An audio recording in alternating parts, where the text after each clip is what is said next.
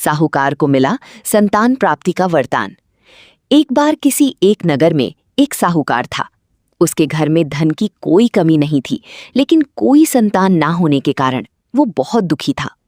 संतान प्राप्ति के लिए वो हर सोमवार को व्रत रखता था और पूरी श्रद्धा के साथ शिव मंदिर जाकर भगवान शिव और माता पार्वती की पूजा करता था। उसकी भक्ति देखकर एक दिन मां पार्वती प्रसन्न होकर भगवान शिव से साहूकार की मनोकामना पूर्ण करने का निवेदन किया।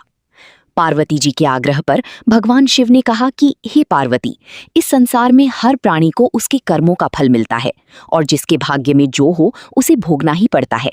लेकिन पार्वती जी ने साहूकार की भक्ति देखकर उसकी मनोकामना पूर्ण करने की इच्छा व्यक्त की। माता पार्वती के आग्रह पर शिवजी ने साहूकार को पुत्र प्राप्ति का वरदान तो दिया, लेकिन उन्होंने बताया कि ये बालक 12 वर्ष तक ही जीवित रहेगा। माता पार्वती और भगवान शिव की बातचीत को साहूकार सुन रहा था, इसीलिए उसे ना तो इस बात की खुशी थी और ना ही दुख। वो पहले की भांति शिवजी की पूजा करता रहा। कुछ समय के बाद साहूकार की पत्नी ने एक पुत्र को जन्म दिया। जब वो बालक 11 वर्ष का हुआ तो उसे पढ़ने के लिए काशी भेज दिया गया। साहूकार ने पुत्र के मामा को बुलाकर उसे बहुत सारा धन देते हुए कहा कि तुम इस बालक को काशी विद्या प्राप्ति के लिए ले जाओ। तुम लोग रास्ते में यज्ञ कराते जाना और ब्राह्मणों को भोजन दक्षिणा देते हुए जाना। दोनों मामा भांजी इसी तरह यज्ञ कराते और ब्राह्मणों को दान दक्षिणा देते काशी नगरी निकल पड़े। इस दौरान रात में एक नगर पड़ा जहां नगर के राजा की कन्या का विवाह था, लेकिन जिस राजकुमार से उसका विवाह होने वाला था वो एक आंख से काना था। राजकुमार के पिता ने अपने पुत्र के काना होने की बात को छुपाने के लिए सोचा, क्यों ना उसने साहूकार के पुत्र को दूल्हा बनाकर राजकुमारी से विवाह करा दूं। विवाह के बाद इसको धन देकर विदा कर दूंगा और राजकुमारी को अपनी नगर ले जाऊंगा। लड़की को दूल्हे के वस्त्र पहनाकर राजकुमारी से विवाह करा दिया गया। साहूकार का पुत्र ईमानदार था, उसे ये बात सही नहीं लगी, इसीलिए उसने अवसर पाकर राजकुमारी की दुपट्टी पर लिखा कि तुम्हारा विवाह तो मेरे साथ हुआ है, लेकिन जिस राजकुमार के संग तुम्हें भेजा जाएगा वो एक आंख से काना है। मैं तो काशी पढ़ने जा रहा हूँ। जब राजकुमारी ने चुन्नी पर लिखी बातें पढ़ी तो उसने अपने माता पिता को ये बात बताई। राजा ने अपनी पुत्री को विदा नहीं किया, फिर बारात वापस चली गई। दूसरी ओर साहूकार का लड़का और उसका मामा काशी पहुंचे और वहां जाकर उन्होंने यज्ञ किया। जिस दिन लड़का 12 साल का हुआ उस दिन भी यज्ञ का आयोजन था। लड़के ने अपनी मामा से कहा कि मेरी तबीयत कुछ ठीक नहीं है। मामा ने कहा कि तुम अंदर जाकर आराम कर लो। शिवजी के वरदानुसार कुछ ही देर में उस बालक की प्राण निकल गए। मृत भांजी को देख उसकी मामा ने विलाप करना शुरू किया।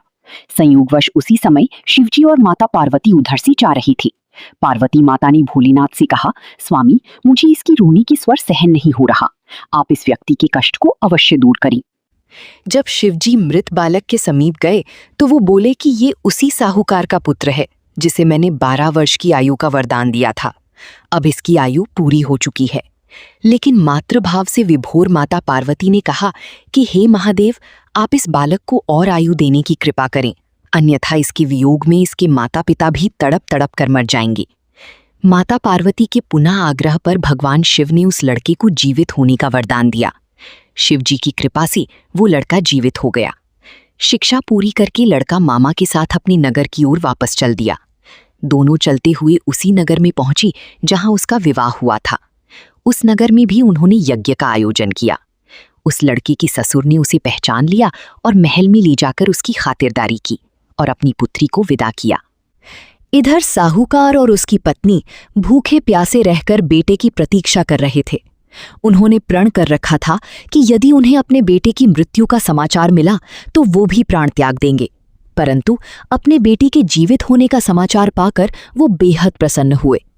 उसी रात भगवान शिव ने साहूकार के स्वप्न में आकर कहा, हे श्रेष्ठी, मैंने तेरे सोमवार के व्रत करने और व्रत कथा सुनने से प्रसन्न होकर तेरे पुत्र को लंबी आयु प्रदान की है। इसी प्रकार जो कोई सोमवार व्रत करता है या कथा सुनता और पढ़ता है उसके सभी दुख दूर होते